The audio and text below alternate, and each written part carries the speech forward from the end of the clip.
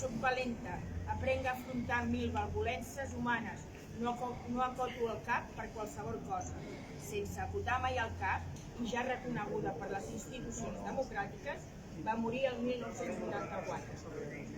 Lola Anglada, però, de convencional no n'era gens, si de cas, tot el contrari. Va ser una dona radical i molt crítica en tots els sentits, tant en qüestions d'art com en la vida personal i en la política. Si per cas ens fixem en els seus dibuixos i il·lustracions, veiem que són d'una sensibilitat i un refinament exquisits i que parteixen de l'estètica noucentista. Aquesta estètica marcarà definitivament l'artista i provocarà sovint reaccions de menysteniment i ferotges crítiques contra les avantguardes.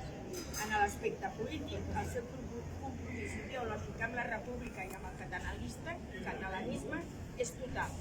Amb les seves col·laboracions de dibuixos, com bé sabeu, va col·laborar amb la revista Un altre sol, fent molts dels dibuixos que surten en aquell setmanari, juntament amb 2 dibuixants més, que ara mateix no recordo el nom.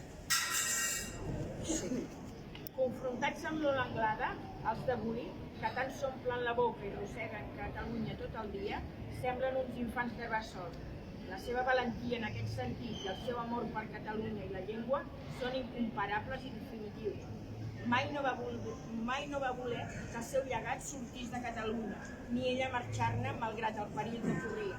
Cal dir, en honor a la veritat, que el total de la seva obra va ser pensat i sentit com una autèntica aportació a la cultura catalana, al seu enriquiment. Fins i tot, Pompeu Fabra l'animava a guarnir l'idioma amb noves paraules. I on és tot aquest llegat fabulós? On el podem veure i disfrutar?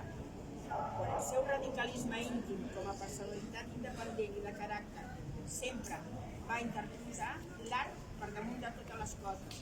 Per això, la seva renúncia al matrimoni i a la maternitat, a ser una dona típica tal com corresponia a l'època, l'acabà portant a una inevitable però inestimable soledat, però necessària, al seu parer, per la creació artística.